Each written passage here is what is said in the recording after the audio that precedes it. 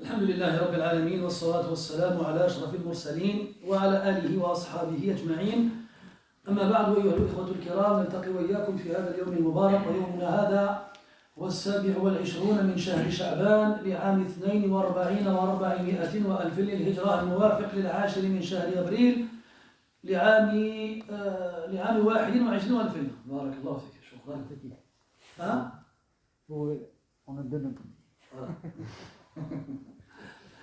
كعادتنا في يوم السبت نلتقي على أو حول كتاب الله سبحانه وتعالى، وما زلنا بصدد الحديث عن سورة يوسف عليه السلام، وكنا قد توقفنا في الدرس الأخير عند قوله تبارك وتعالى: ودخل معه السجن فتيان قال أحدهما إني أراني أعصر خمرا وقال الآخر إني أراني أحمل فوق رأسي خبزا تأكل الطير منه نبئنا بتأويله إنا نراك من المحسنين.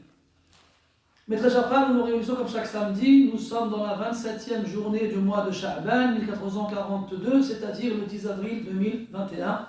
Comme chaque samedi, grâce à Allah subhanahu wa ta'ala, nous ouvrons ensemble le Coran et nous lisons ensemble sa parole et nous citons la parole, ou du moins les paroles des savants du tafsir, de l'exégèse de notre communauté. Nous sommes toujours dans le chapitre relatif, le chapitre coranique de Yusuf alayhi salam. Nous sommes arrivés lors du cours précédent au 36e verset de cette surah où Allah tabaraka wa ta'ala donc nous parle d'un nouvel épisode de l'histoire de Yusuf alayhi salam, c'est-à-dire son entrée en prison.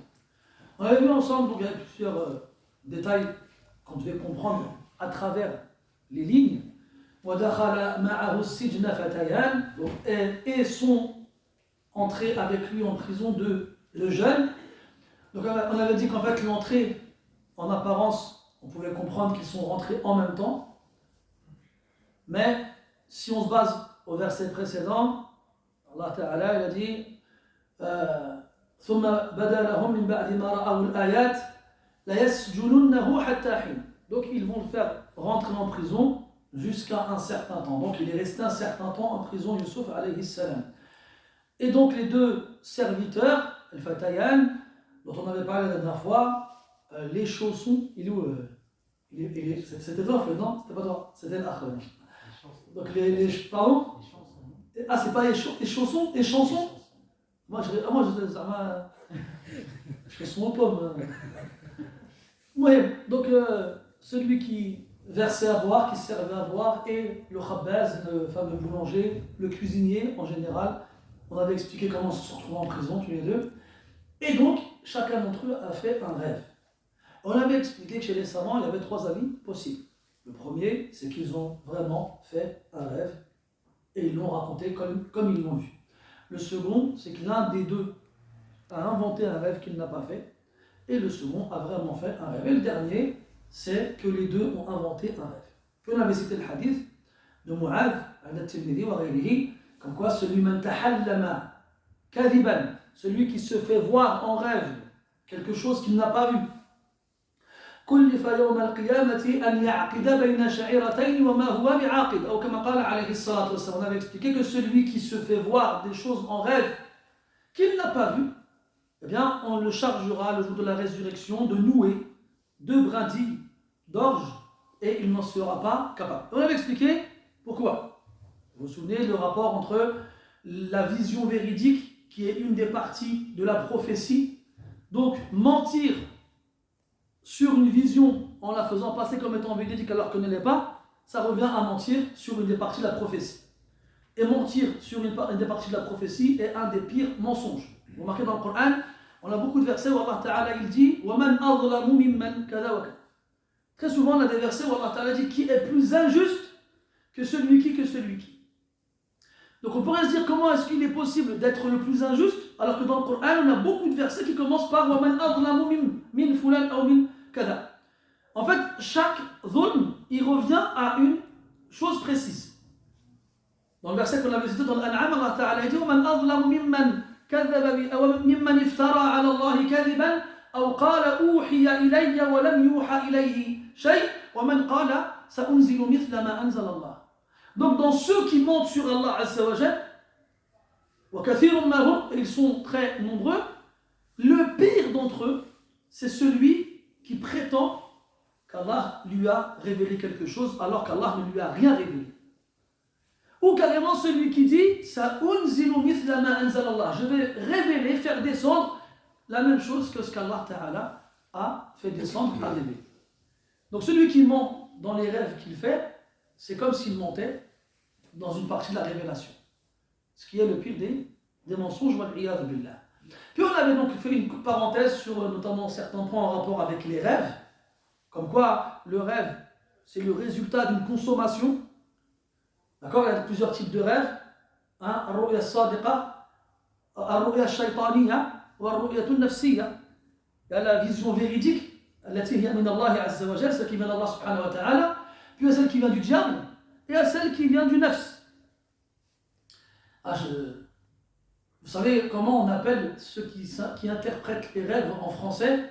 Ça a un nom, ça s'appelle l'oniromancie. J'ai voulu faire l'intellectuel, et voilà. Le chasse le naturel, il revient au galop. Hein? L'oniromancie. Regardez sur YouTube, sur Google, il y a Google et il y a Google, tu vois. Regarde, oniromancie. Normalement, c'est ça. Ça fait longtemps que j'ai vu ça, je ne me souviens plus trop, mais normalement, c'est ça. L'oniromancie, c'est justement l'art d'interpréter les rêves. C'est ça? Comment on dit? Oniromancie, c'est ça, hein? Alors. Bon, ça va, vous avez joué, hein? Oui, donc, c'est l'art d'interpréter les rêves, donc ça repose sur des règles particulières. Donc, on a vu déjà, premièrement, parmi les règles qu'on a vues ensemble, l'interdiction de mentir sur les rêves qu'on fait. Les rêves, on a dit qu'ils avaient un rapport avec l'environnement dans lequel on vivait. Le saqi ra'a nafsahu ya'siru khamran, al-khabbaz ra'a nafsahu aw fawqa ra'sihi khubzan. Donc les rêves, il y a une relation entre ton environnement, ce dans quoi tu vis, et ce que tu vas voir en rêve. Et que fil ghalib, al-umur al-mustahila,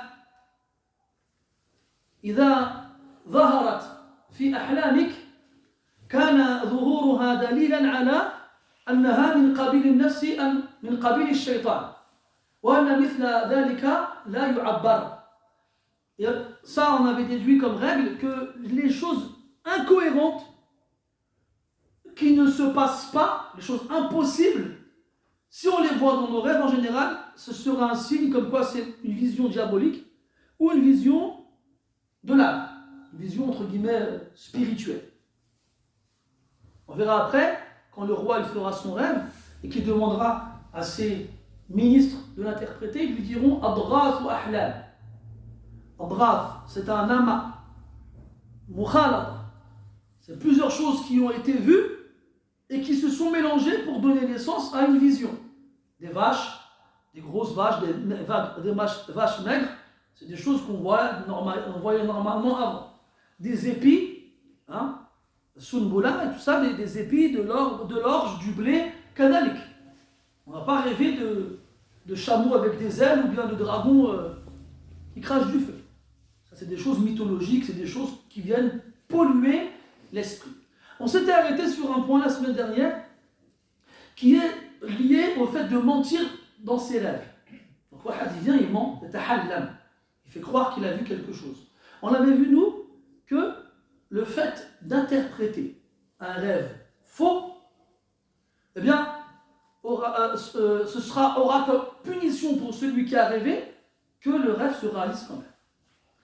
جاء في بعض كتب السير أن رجلا أخبر بشهرة ابن سيرين رحمة الله عليه في تعبيره الرؤى فأراد أن يختبره فذهب إليه وأخبره برؤية قال لقد رأيتني في المنام وكأن قدحا من ماء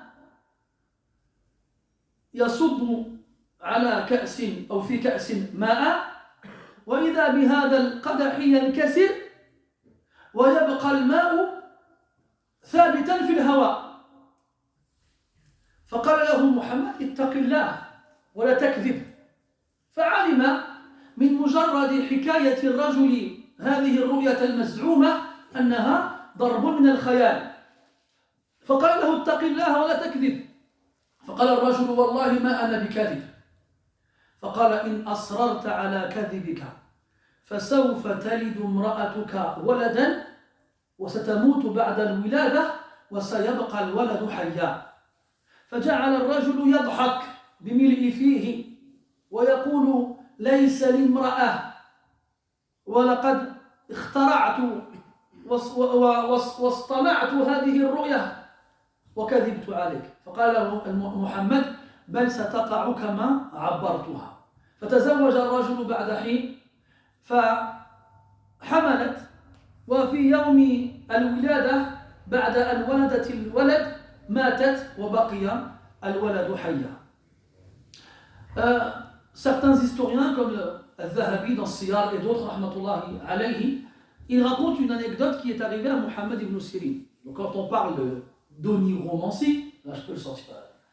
Quand on parle d'interprétation des rêves, on ne peut pas ne pas parler de Muhammad ibn Sirin, rahmatullahi alayhi. Ça ne veut pas dire que c'était le seul à interpréter les rêves, mais c'est un de ceux qui s'est le plus fait connaître dans ce domaine-là. En sachant que chez les Arabes, l'interprétation des rêves était monnaie courante. Et quand on regarde dans la Sunna, on va voir beaucoup de hadiths qui font référence, même chez les Juifs qui vivaient chez les Arabes à l'époque. Dans la qissa avec Safiya bint Huyay, radiyallahu anha, donc vous savez que Safiya bint Huyay, qui était la fille de Huyay ibn Ahtab, qui était un des chefs des tribus juives, si je ne dis pas de bêtises, c'est bien le nom dire, qui, elle a fait un rêve, après que le prophète il arrive à Médine, sallallahu alayhi wa sallam. Elle était jeune, elle va voir son père, elle lui raconte. Elle dit, j'ai vu en rêve que la lune est descendue du ciel et est rentrée dans ma maison. Son père, il la regarde comme ça, et il lui met une gifle violente. حتى قيل أن لون عينيها تغير من قوة اللطمة. Jusqu'à ce qu'il ait été dit que les yeux, c'est la couleur de ses yeux à Safiya a changé avec l'impact du choc, la gifle. Imagine-toi une gifle tellement forte, les yeux changent de couleur. Pour ceux qui veulent des yeux bleus, venez. Gratuit. Il l'a giflé. Elle était jeune, elle ne comprend pas ce qui se passe. Et là, il lui dit, ça y est, quelqu'un vient, il se prétend prophète et directement tu veux te marier avec. Et en fait, il avait compris, à travers ce rêve-là, que sa fille allait se marier avec le prophète sallallahu alayhi wa sallam. Des années plus tard. Et fi'lan, à Khaybar, le prophète sallallahu alayhi wa sallam trouve Safiya, fils Sabaya, dans les captives de guerre, après que son mari il ait été tué. Après, il y a l'histoire avec Dihya, on ne va pas tout dire. Et il l'a donc prise au départ comme esclave, puis après, il lui a proposé de se convertir à l'islam et il l'a épousée. Et là, le rêve, il s'est réalisé. Donc, pour vous dire que Huyay, son père, qui était un juif, qui vivait chez les Arabes, il a compris tout de suite le rêve. C'était des choses qui étaient connues. Il y a un autre hadith dans le Bukhari où un homme il dit au prophète qu'il a fait un rêve. Quand tu dis-le, Abu Bakr était là, il dit Wallahi ya Rasulallah, la tada'anni u'abbirha. Il a dit au prophète, laisse-moi l'interpréter. Le prophète il l'a laissé, après Abu Bakr il l'a interprété. Et Rasul à la fin il a dit Asabta fi ba'diha wa akhta'ta fi ba'd. Al-Muhim. Donc c'était quelque chose qui était connu. L'interprétation des rêves chez les gens, c'était pas quelque chose qui était propre à certaines personnes. Donc quand on dit Muhammad ibn Sirin, imam al-mu'abbirin, هذا التعبير فيه نوع من المجازفة. Cette expression-là, en vrai, elle est un peu exagérée. C'était quelqu'un qui était connu pour ça, mais ce n'était pas le seul, c'était quelque chose qui était connu. Ala kulli hal, donc un homme, il va le voir, il entend parler de lui, il interprète les rêves. Alors il veut le tester. Il va le voir, il lui dit, j'ai rêvé d'un broc contenant de l'eau, un broc en verre contenant de l'eau, qui a versé l'eau dans un verre, puis le broc, il s'est brisé. Il s'est brisé, s'est cassé, et l'eau que le broc contenait est restée en l'air sans se renverser. Et là, Mohammed ibn Sirin, il lui dit, crains Allah et ne mens pas. Il a compris que c'était un rêve fabriqué de toutes pièces. Et فعلا الخبير يدرك هذه الأشياء. Celui qui a de l'expérience dans son domaine, il capte ces choses-là. C'est comme les... comment ça s'appelle déjà ça en français, ceux qui travaillent l'orfèvre, pas l'orfèvre. Comment ça s'appelle? Ah, vous ne faites pas les malins quand je vous pose des questions. Hein. L'orfèvrier. Regarde sur Google. S'il te plaît, Foued. Mohim, celui qui travaille dans l'or, celui qui connaît les... Tu lui ramènes une fausse pièce, juste au contact, c'est que la pièce elle est fausse. C'est comme ceux qui font ruqya, ceux qui ne sont pas intéressés, ceux qui veulent pas, qui ne voient pas dans chaque personne un pigeon qui veut plumer. Il reconnaît celui qui est malade et celui qui ne l'est pas. Eh bien là c'est pareil, quand quelqu'un il te fait un rêve, soit tu sais que le rêve qu'il a fait c'est adrath ou ahlam, c'est un rêve nafsi, c'est quelque chose qui vient de son nafs, c'est pas quelque chose qui a un sens, c'est pas quelque chose qui doit être interprété, ou soit carrément tu sais que c'est un rêve qui n'existe pas, qu'il a inventé. Donc il dit crains Allah, alors, et comment on l'appelle non mais celui qui travaille dedans. En février, en avril, en mars. Bon c'est bon, alors. Bon moi il parfait, c'est tout. Fabricant d'orfèvre. Hein? Fabricant d'orfèvre. Fabricant d'orfèvre. Ça va, tu vois? Non, franchement, il ne faut pas rire sur les uns sur les autres. Parce qu'un jour, tu ris sur quelqu'un, le lendemain, on rira sur toi. Il ne faut pas faire ça. Moi, j'ai le droit de rire. Tu veux rire, tu prends le micro. Et encore. Mais comme ça, rire les uns sur les autres, une barrière. Après, c'est vrai que des fois, on peut dire des âneries, hein. Mais, pas longtemps de ça, on suivait une qira'a dans le hadith avec un cheikh. Et le qari, il faisait beaucoup de fautes. Et les gens, ils se plaignaient. Ouais, c'est quoi ce qari? Il se trompe beaucoup, il lit vite. Il se plaignait. Le cheikh, il leur a dit, vous avez quoi? Il leur a dit, ليس القاعد كالماشي بل ليس القاعد كالذي يجري. Celui qui est assis comme ça, il n'est pas comme celui qui court. C'est facile. Donc là, celui qui, quand on pose la question, il ne veut pas répondre, il ne veut pas participer, il ne va pas se tromper, c'est sûr. Donc il ne risque pas qu'on se moque de lui s'il dit une bêtise. Et bien de la même façon, il ne faut pas rire sur celui qui se trompe. Et il rigole encore. Mohim. Qu'est-ce qu'on disait? Oui, donc il a dit, j'ai vu un gros verser de l'eau, puis se briser, et son contenu restait en l'air. Mohamed il lui dit, crains Allah et ne mens pas. Il dit, non, je ne mens pas, c'est la vérité. Si tu prétends que c'est la vérité, et si tu persistes, alors ta femme elle va tomber enceinte, et le jour où elle va accoucher, elle va mourir, et l'enfant il va survivre. Et là, le monsieur arrive. Il dit, quelle femme? Je ne suis même pas marié. Je voulais tester pour voir ce que tu allais dire, et j'ai inventé ce rêve-là. Et Abdel Mohamed il lui répond, écoute, ça se passera comme je te l'ai interprété. Et plusieurs mois plus tard, ou plusieurs années plus tard, l'homme en question, il se marie. Puis elle tombe enceinte, son épouse, et elle meurt le jour de l'accouchement. On avait vu que c'était un akal et un iqab. Lilladhi yal'abu bin nubuwa. C'était une punition pour celui qui joue avec la prophétie. Pour celui qui joue avec la prophétie. Et ça, c'était des expressions qui étaient connues chez les salafs. Ils ne supportaient pas de voir des gens qui n'avaient pas le niveau, des gens qui n'avaient pas les compétences, débattre dans le Coran et la Sunna. Imam Malik rahmatullah alayhi dakhala dhata yawmin ala tullabihi fawajadahum yakhtalifun fi mas'alatin min al-masail wa yu'ti kullu talibin بما لديه من الآيات لا يقول الله كذا ويقول النبي كذا إلى آخره فاشتد غضبه رحمه الله تعالى وقال أبالنبوة تلعبون أبالنبوة تلعبون. Il leur a dit vous jouez. Donc une fois l'imam Malik rahmatullah alayhi il rentre chez ses élèves, ils sont en train de débattre sur un sujet et lui il dit un verset, l'autre il donne un hadith, là, le mec se met en colère. Il dit vous jouez avec la prophétie. On ne joue pas avec la prophétie. سفيان بن عيينة رحمة الله عليه من حفظ القرآن فكأن النبوة استقرت بين جنبيه غير أنه لا يوحى إليه. Sufyan ibn Uyayna رحمة الله عليه, celui qui a appris le Coran, c'est comme si la prophétie s'était installée entre ses côtes, sauf qu'il ne reçoit pas la révélation. Le Coran, c'est le fruit de la révélation. Ala kulli hal, donc en guise de punition à l'égard de celui qui joue avec la prophétie en prétendant avoir vu des choses en rêve alors qu'il ne les a pas vues, eh bien, il va voir son rêve se réaliser. وهذه قاعدة عامة لا تنحصر في الرؤى المكذوبة المصطنعة وإنما هي عامة في جميع الرؤى. Ça, c'est une règle générale qui ne s'arrête pas seulement aux rêves inventés. C'est pour ça que les ulama disent que l'interprétation du rêve min qabil al-fatwa. Ça fait partie de fatwa, l'interprétation du rêve.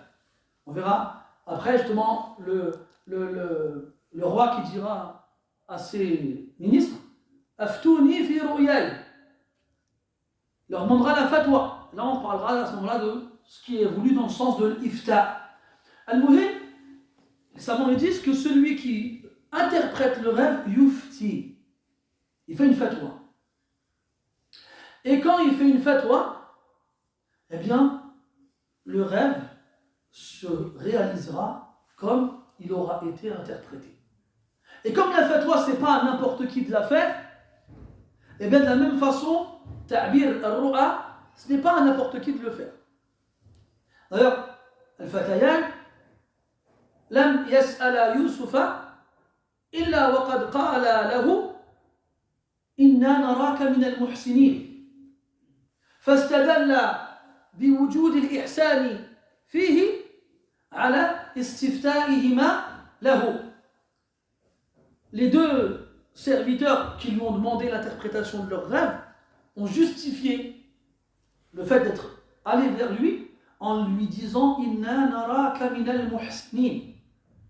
Nous voyons que tu fais partie des muhsinin, des bienfaisants.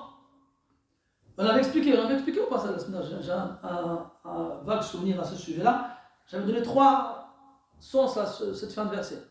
Vu vos yeux pétillants de vide, j'en conclus que soit je n'ai pas parlé, soit vous avez oublié. Tu t'en souviens? Je n'ai pas parlé? Sûr, hein? Si je regarde l'enregistrement, oui, Ibrahim. C'est pas par rapport au fait qu'il était beau à l'intérieur comme à l'extérieur.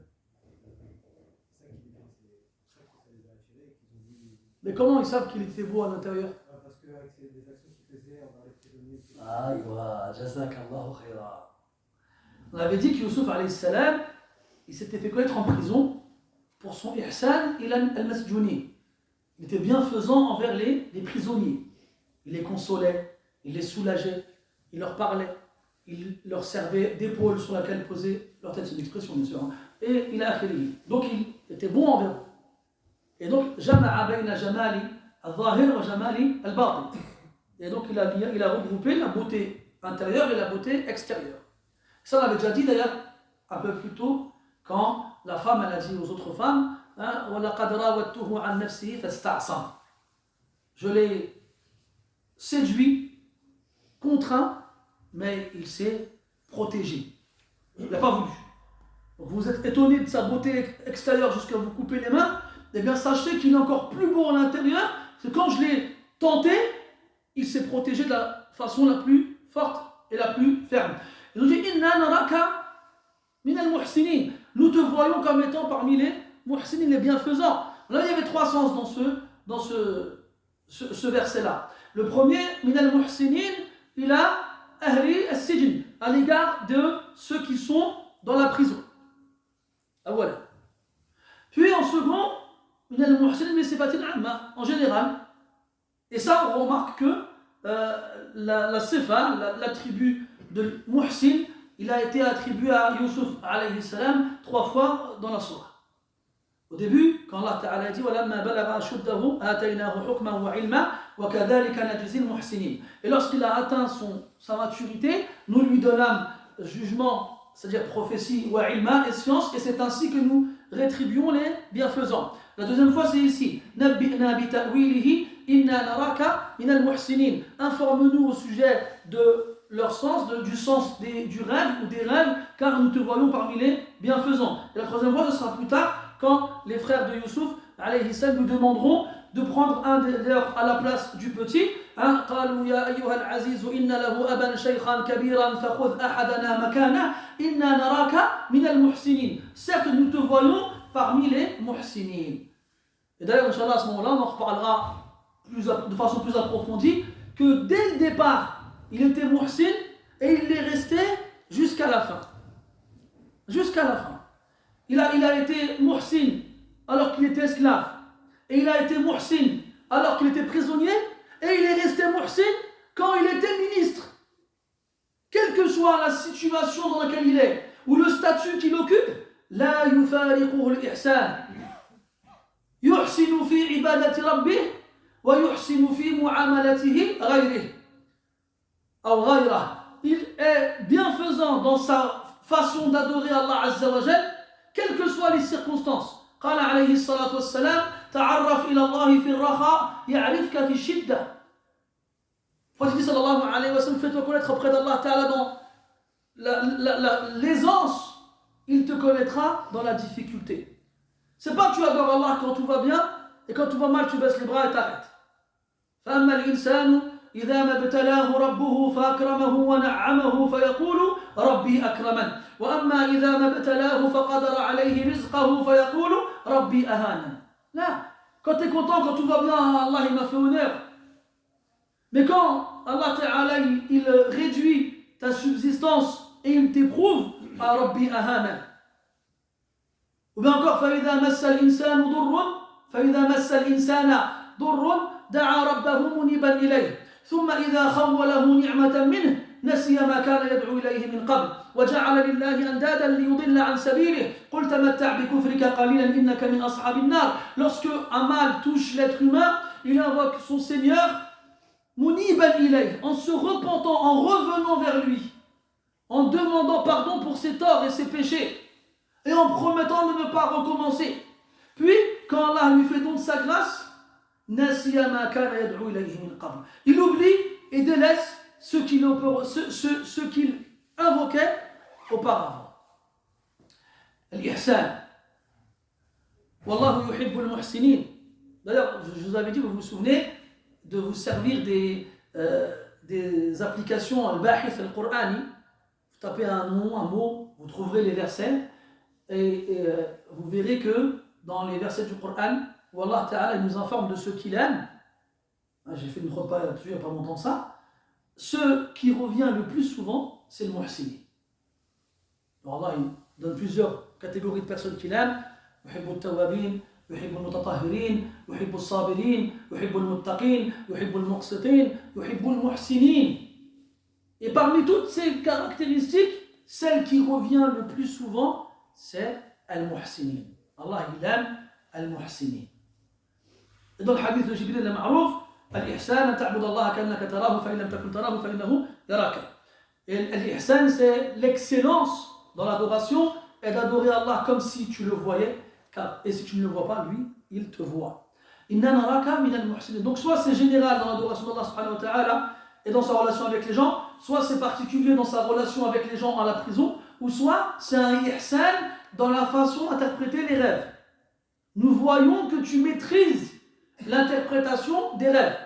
Et donc s'ils ont dit ça, c'est qu'ils ont eu vent que Youssouf alayhi salam a déjà fait cela en prison. Il a déjà interprété des rêves et ça s'est avéré exact. Et ça aussi c'est une alam. Tu ne peux pas te juger de quelqu'un qui sait interpréter les rêves s'il n'y a pas eu de résultat.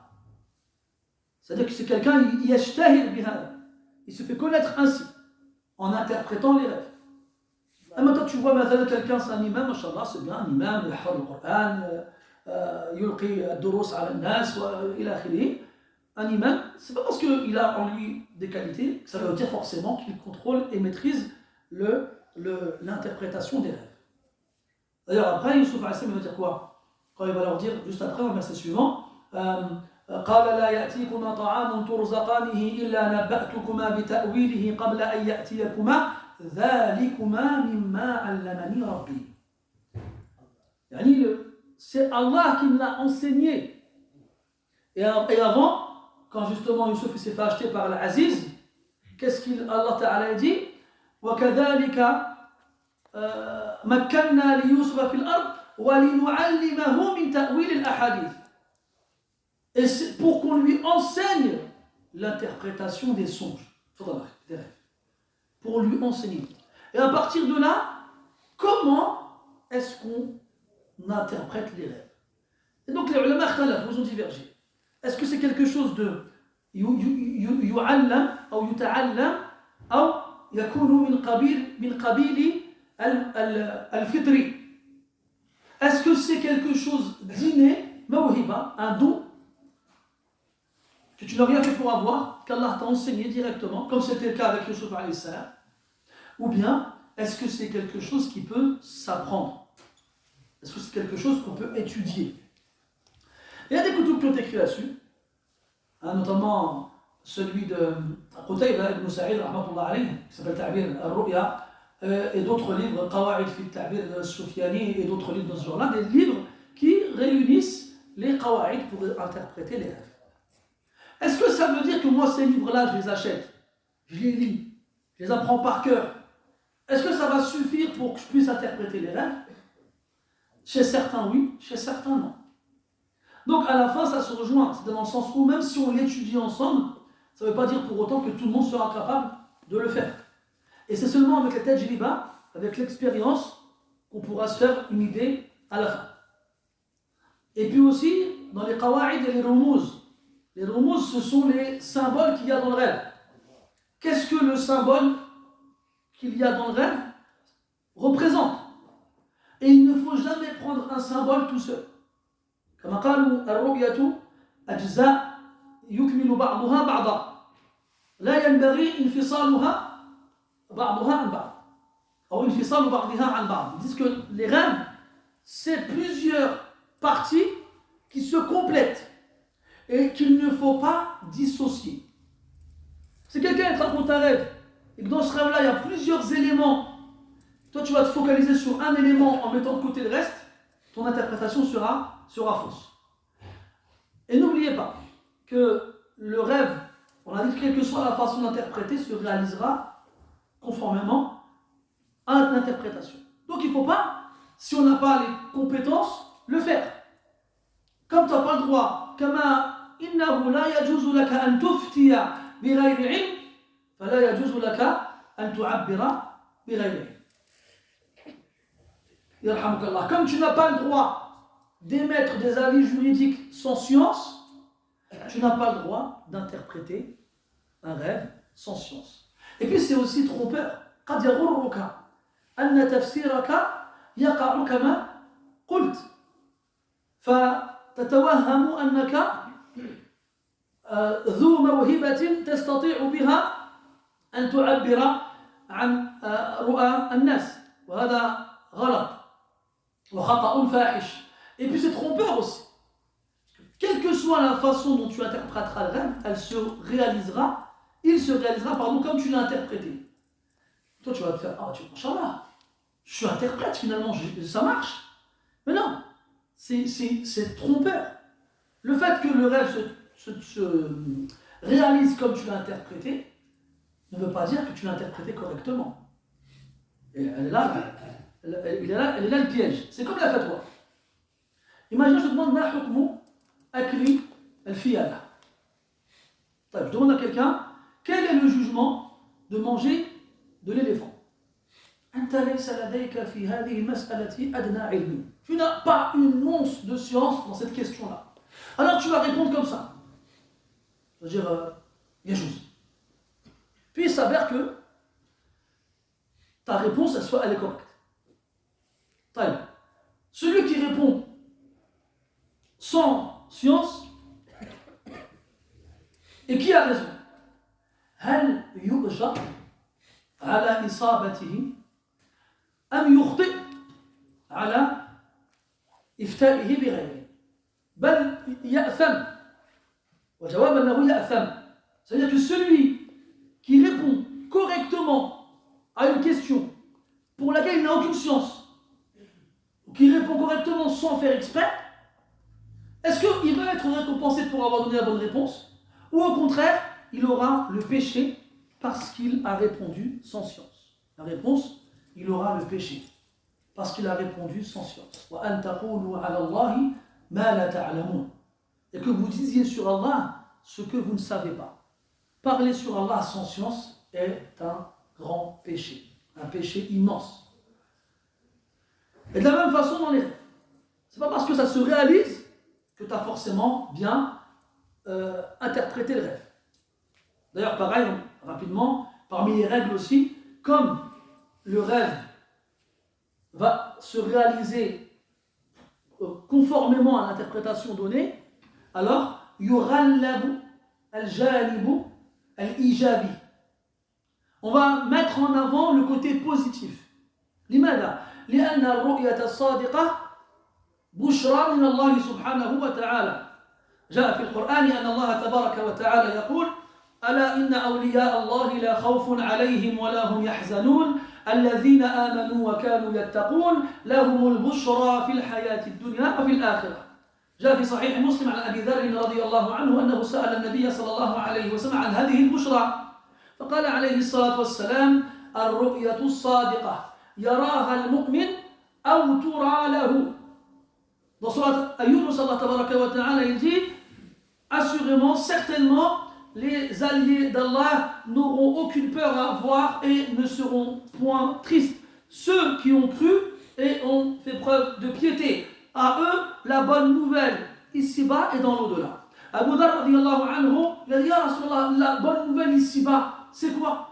Alors il a répondu sallallahu alayhi wa sallam: il s'agit du rêve véridique, celui que le croyant voit ou qu'on voit pour lui. Donc on part du principe où le rêve véridique est censé être une bonne nouvelle pour le croyant. Donc lorsque dans un rêve, le sens est partagé, on peut lui donner un sens négatif, donc qui sera une mauvaise nouvelle, ou un sens positif, qui sera une bonne nouvelle. Alors on donnera le dessus au côté positif, parce que la base, c'est que c'est une bonne nouvelle. D'ailleurs c'est pour ça que vous remarquez que Yusuf a essayé de ne pas répondre tout de suite à la question. نبئنا بتأويله إنا نراك من المحسنين قال لا يأتيكما طعام ترزقانه إلى أن قال بعد آيات أما أحدكما فيسقي ربه خمرا وأما الآخر فيصلب فتأكل الطير من رأسه قضي الأمر الذي فيه تستفسيان. C'est après un certain temps qu'il finit par leur répondre. Et les ulama ils ont dit, selon l'hypothèse où ils ont menti dans le rêve qu'ils ont fait, qu'il n'a pas vu de côté positif dans le rêve qui lui a été raconté.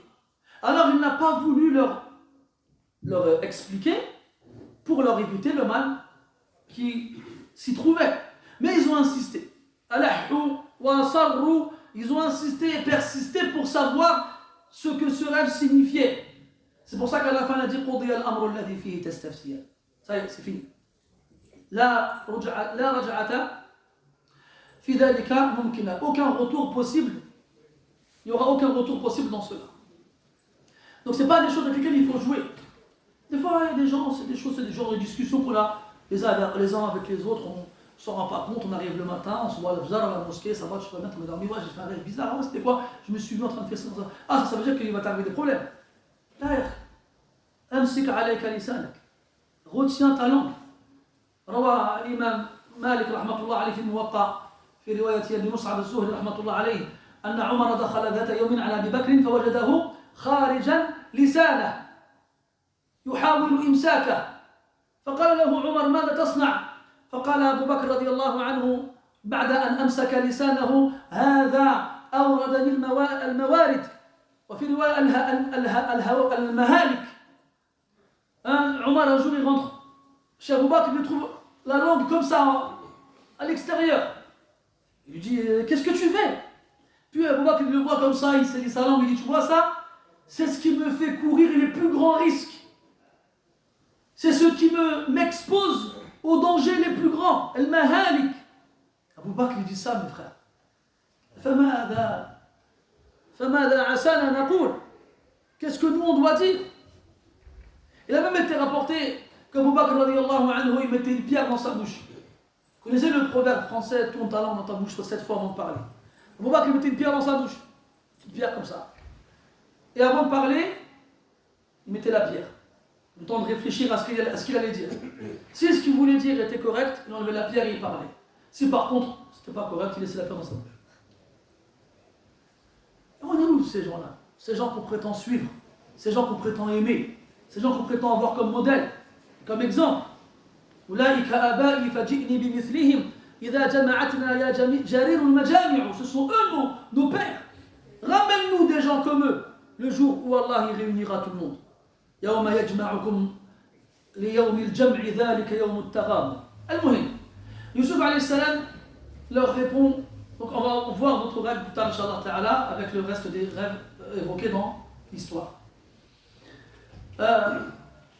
قال لا يأتيكما طعام ترزقانه إلا نبأتكما بتأويله قبل أن يأتيكما.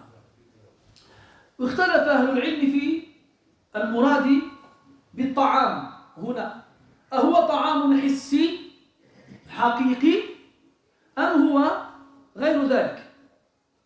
Donc Yusuf alayhi salam, après qu'il lui ait fait part de leur rêve, il leur répond, il leur dit قال لا يأتيكما طعام. Si on traduit littéralement, il n'y a pas une nourriture qui vous parviendra. لا يأتيكما طعام ترزقانه, qu'on vous donnera. Donc si on va rester pour l'instant sur le sens de razaqa comme étant le don, même si c'est awsa'u min dhalik. C'est plus large que cela. Turzaqanihi, qu'on vous donnera, qu'on vous nourrira avec, illa nabba'tukuma bi ta'wilihi qabla an ya'tiyakuma. Avant, sans que je ne vous informe de leur réalité avant que ces plats ne vous soient apportés. Donc le premier sens, c'est le ma'na al-awwal, wa huwa muwafiqun li dhahiri al-aya, wa huwa annahu yuradu at-ta'am. فما من نوع من أنواع الطعام أو الأطعمة التي تقدم إليكم إلا أخبرتكما بنوعه ولونه وشكله وقدره وطعمه قبل أن يقدم إليكم. Donc la première hypothèse, c'est une lecture littérale du verset. Restez fidèle au caractère explicite. Donc les prisonniers reçoivent une portion à manger journalièrement et il leur dit il n'y a pas un plat qu'on vous présentera, qu'on vous servira sans que je ne vous informe à son sujet avant qu'il ne vous soit servi, que je vous dise quel sera son contenu, quelle sera sa nature, quelle sera sa quantité, quel sera son goût, et ainsi de suite. Ça c'est on est resté fidèle au caractère explicite du verset. وقال بعضهم أن المقصود بالطعام الرؤيا. قال أية رؤية رأيتموها أو رأيتمانه عفوا في منامكما إلا وأنا قادر على تعبيرها لكم. D'autres ils ont dit que le maqsoud, le sens de ta'am ici, c'est les rêves. Les rêves et les visions nocturnes. وقال بعضهم أن الملك كانت له عادة كلما قضى بقتل سجين قدم له نوعا من الطعام خاصا فعلم بهذا الطعام أن السجين سيقتل بعد قليل. D'autres ils ont dit que le roi, il avait une tradition, une habitude qui consistait à préparer un plat spécial pour le prisonnier qu'il voulait exécuter. Et qu'en voyant ce plat-là, donc Yusuf alayhi salam allait leur dire si, oui ou non, ils allaient être exécutés. وهذه الأقوال لا تناقض بعدها ولا ينافي بعضها بعضا. والقاعدة أن الآية إذا حملت معاني مختلفة لا تناقض بعضها لا تناقض بينها فحملت عليها جميعا. Donc ces différents avis, ces différentes hypothèses ne se contredisent pas.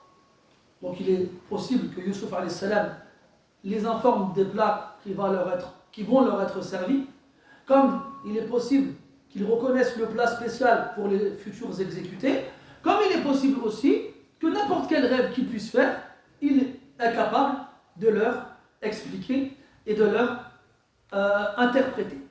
Dans le verset, Allah Ta'ala dit, على لسان يوسف عليه السلام لا يأتيكما طعام ترزقانه من الفعل رزق والفعل رزق أصله معناه الشيء النافع هو أن إعطاؤك شيئا ينفعك رزق وفي القرآن يطلق هذا الفعل على معان مختلفة. Le verbe razaqa, on va traduire en français par nourrir. C'est daïq. C'est assez étroit de le limiter à ce sens. À la base, tu fais du bruit toi là-haut là. Ça va Luqman? Je t'ai reconnu derrière. Inch'Allah. Bon, ça suffit. Qu'est-ce que je disais? Razaqa.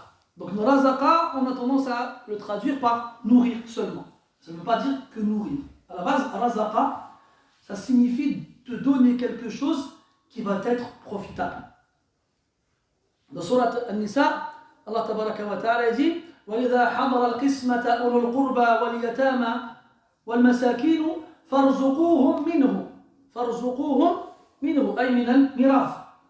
Lorsque, dans Surat An-Nisa, quand Allah il parle du partage de l'héritage, il dit que si sont présents lors du partage de l'héritage certains proches qui ne sont pas des héritiers, ou bien des orphelins qui sont à la charge de la famille dans laquelle il y a eu un défunt, ou bien al-masakin, des pauvres, farzuquhum minhum, donnez-leur une partie.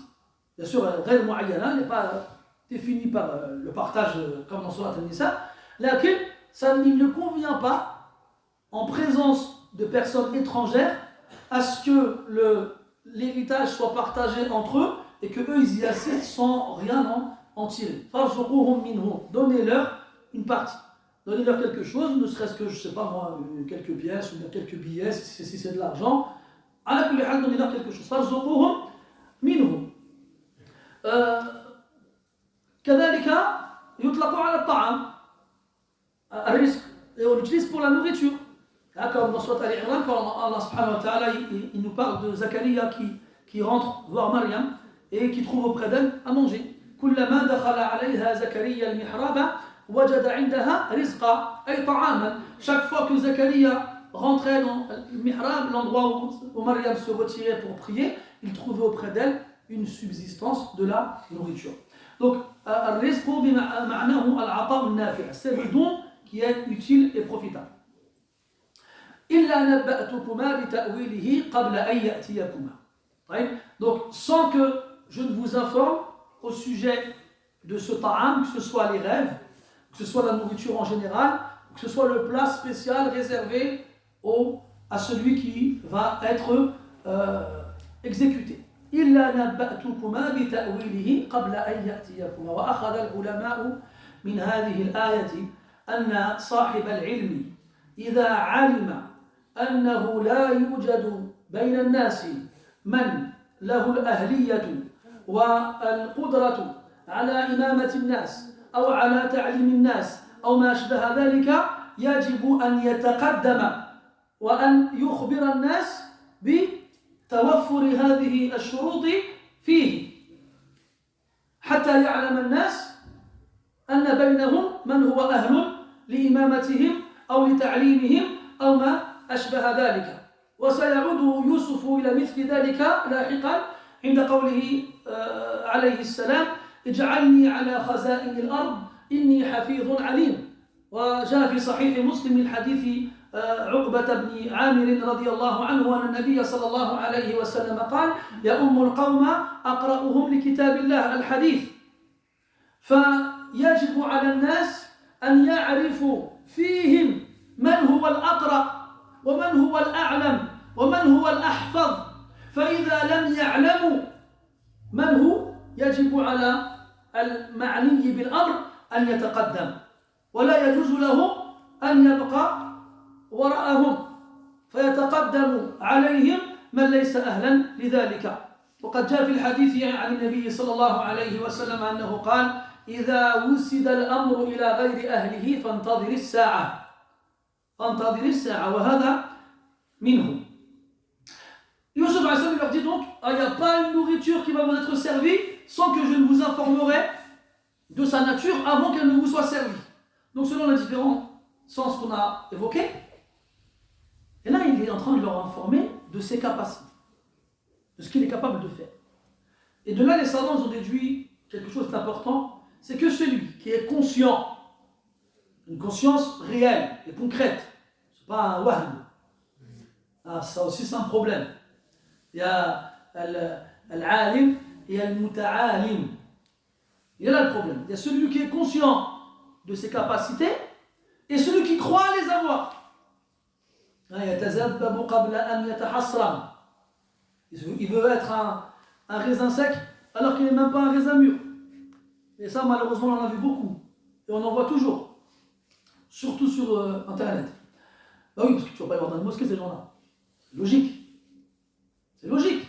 Celui qui se met devant les gens à la mosquée,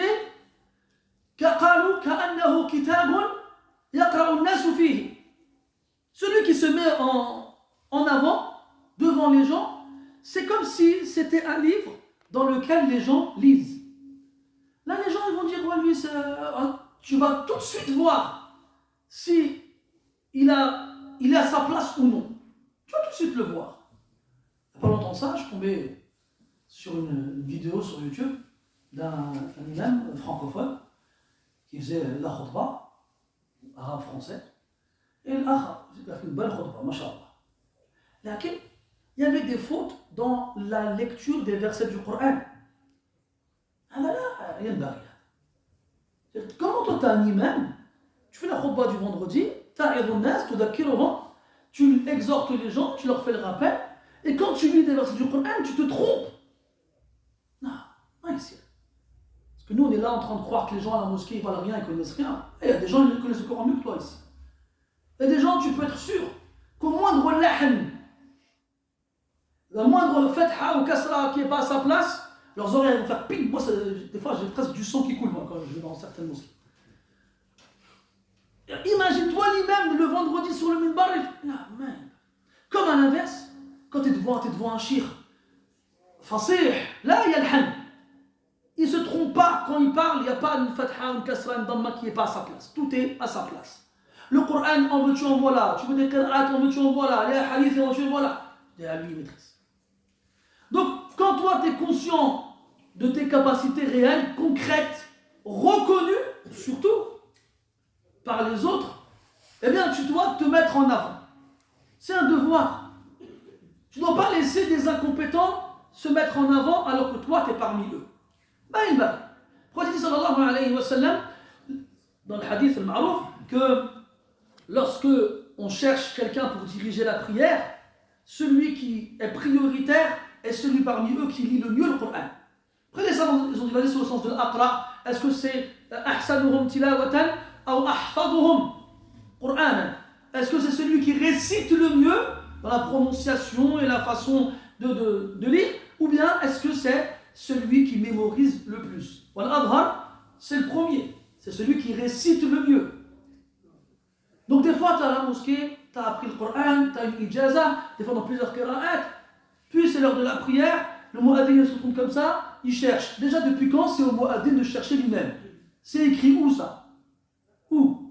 Oui, dans l'éventualité où le mu'adhin, il connaît les gens à la mosquée, il connaît leur niveau, il connaît leur façon de lire, non, à ce moment-là, il peut désigner quelqu'un. أما comme ça, il يعرف غير فلان يصلي على قوم فلان يصلي بنا لا ça marche pas بالمعرفة ces choses-là. Ça marche بالتعيين. On désigne des gens compétents. Donc si les gens ils sont là en train de chercher quelqu'un pour faire la prière parce que l'imam il n'est pas là ou parce qu'il n'en a pas, toi tu es ici, tu sais que personne lit le Coran mieux que toi, lève-toi et prie et dirige la prière. Et si quelqu'un y parle, tu leur dis أنا أقرأ القرآن على رواية حفص عن عاصم وقد وجدت فيه من قبل الشيخ فلان إلى آخره. Qu'est-ce qu'il y a? Il ne faut pas hésiter dans ces choses-là. Si tu ne le fais pas et qu'un incompétent le fait à ta place, tu seras responsable de cela. Il y a un homme qui a interrogé le prophète sallallahu alayhi wa sallam sur l'heure dernière. متى الساعة? Pourquoi tu n'as pas répondu? حتى جلس الرجل ومساسي. Vous savez, Cheikh أحد مشايخنا Cheikh Haytham Sarhan حفظه الله, parmi les choses qu'il nous avait apprises, c'est que quand il nous interrogeait, il nous faisait nous lever. Donc il posait la question, toi donc on levait la main, après quand il te donnait la parole, tu voulais répondre, il disait Waqaf, lève-toi. Et aussi quand il voyait quelqu'un qui piquait du nez parce qu'il avait envie de dormir pendant le das, comme certaines personnes pas loin de moi, à ma droite là, il les faisait se lever. Moi une fois j'étais là, j'étais son traducteur, imaginez-vous. Donc le cheikh il est là, moi je suis à sa gauche, le cheikh il fait das, moi je traduis. Puis à un moment, j'ai perdu la connexion. J'étais comme ça, vous savez, c'est pas évident, il faut écouter, il faut traduire, et akhiri. À un moment, il me dit, Cheikh Soufiane, tfadal. Alors je suis là, il n'y avait plus de réseau. Il m'a dit, Goum, Waqaf. Il m'a dit, lève-toi, yallah. Même moi, il m'a dit, même toi. Il n'y a pas de privilégié là-dedans. Allez, lève-toi. Inch'Allah, on va l'appliquer ça aussi. Allez, Goum, quand tu vas entendre dire Waqaf. Allez, Goum, lève-toi. Ala kulli hal, tout ça pour vous dire que le journal au hadith, il a dit, l'homme il a posé la question, c'était levé. Et Rasul lui a pas répondu ensemble. Et comme il dit l'A'mash, rahmatullah alayh, inna fi sukuti la jawaba. Des fois, dans le silence, il y a une réponse. Il faut que tu comprennes et que tu saches interpréter les silences. L'homme il attend, quand il ne répond pas, il s'assoit. Un peu plus tard, Rasul lui dit, aina sa'ilu anifa. Il est où celui qui a posé la question tout à l'heure? L'homme il dit, ah anada ya Rasulullah, je suis là. Il lui dit إذا وسد الأمر إلى غير أهله فانتظر الساعة. لا قال قبلها إذا ضيعت الأمانة فانتظر الساعة. وهل تعلم كيف تضيع؟ قال لا. قال إذا وسد الأمر إلى غيره. Il dit lorsque le dépôt sera perdu, gâché, la confiance, alors attends l'heure. Puis il lui dit, et est-ce que tu sais quand est-ce que le dépôt sera gâché? L'ami répond, non. Il dit, lorsque l'on confiera la responsabilité à des gens qui ne la méritent pas, alors l'heure viendra. Et s'il y a bien une époque dans laquelle des incompétents sont à des postes qui ne leur reviennent pas, c'est bien aujourd'hui. Ah non, ça ne marchait pas comme ça. Mais inna lillahi wa inna ilayhi raji'un. نعيب الزمان والعيب فينا وليس للزمان عيب سوانا ونشكو ونهجو ذا الزمان بغير ذنب ولو نطق الزمان لنا هجانا comme disait Shafi'i rahmatullah alayh. Nous nous plaignons de l'époque alors que le seul défaut est en nous et le temps n'a pas d'autre défaut si ce n'est nous et nous l'attaquons et le critiquons alors qu'il n'a rien fait et si lui il pouvait le faire il aurait de quoi le faire. Le temps. Puis il dit ذَلِكُمَا مِمَّا عَلَّمَنِي رَبِّي. Et ça on le laissera pour la prochaine fois Inch'Allah ta'ala. Taban, vous savez que samedi prochain on sera dans le mois de Ramadan. Donc on va mettre les cours de tafsir en pause vu que pendant le mois de Ramadan on a un programme. Donc le programme, je en ai parlé sur internet pour ceux qui suivent un peu sur les réseaux sociaux. On va mettre en place des majalis sama' al-hadith. Donc malheureusement, comme on est privé de tarawih cette année, encore,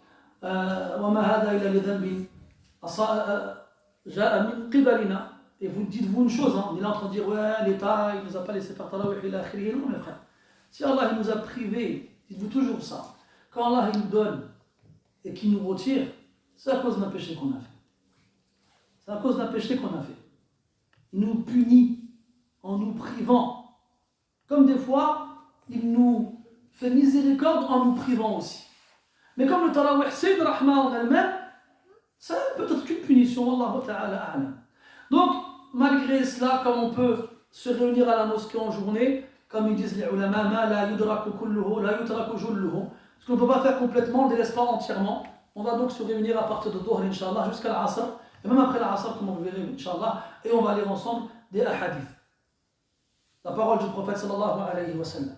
On a choisi 3 livres, minimum, Al-Muwatta d'Imam Malik, selon la version de Yahya al-Laythi, et Al-Adab al-Mufrad al-Bukhari, et Al-Shama'il al-Tirmidhi. Donc le but, c'est de lire ces 3 livres pendant le mois de Ramadan. Après le Dhuhr, on fera des séances de lecture donc, auxquelles les personnes qui assisteront entièrement ou majoritairement se verront attribuer une ijaza. Donc une ijaza, c'est quoi? C'est un certificat dans lequel ton nom va faire partie de la chaîne de transmission qui nous liera à l'auteur lui-même. Donc de l'imam Malik jusqu'à votre humble frère. Puis ensuite vous serez à votre tour dans cette chaîne-là, Inch'Allah ta'ala, comme quoi vous avez assisté à la lecture d'un livre entier dans le hadith, la parole du prophète sallallahu alayhi wa sallam, et vous pourrez à votre tour par la suite, Inch'Allah ta'ala, la transmettre. Comme ça, vous rentrerez vous aussi dans la postérité. Imaginez-vous dans un siècle, 2 siècles, 3 siècles, si Allah ta'ala, il veut que cette tradition vive et survive dans les mosquées, notamment en France, eh bien, dans 1 siècle, 2 siècles, eh bien, ils verront dans la chaîne Soufiane, Yassine, Laïdine, Amdi et les autres. Inch'Allah ta'ala. Donc, c'est le programme. Il y aura aussi notre dars avant l'Asr, pareil, 4h30. On lira Akhlaq Hamalat al-Qur'an avec un ta'aliq, avec un commentaire dessus. Bi'idnillahi ta'ala, nasallahu ta'ala al-tawfiq wa al-sadad, wa an yarzuqna al-ikhlas fi al-qawl wal-amal, wa an yaj'alahu hujjatan lana la alayna, wa an yaktub lana al-ajr, wa an la yahrimana al-thawaba. إنه ولي ذلك والقادر عليه سبحانك اللهم وبحمدك أشهد أن لا إله إلا أنت نستغفرك ونتوب إليك صلى الله على نبينا محمد وعلى آله وأصحابه أجمعين والحمد لله رب العالمين وبارك الله فيكم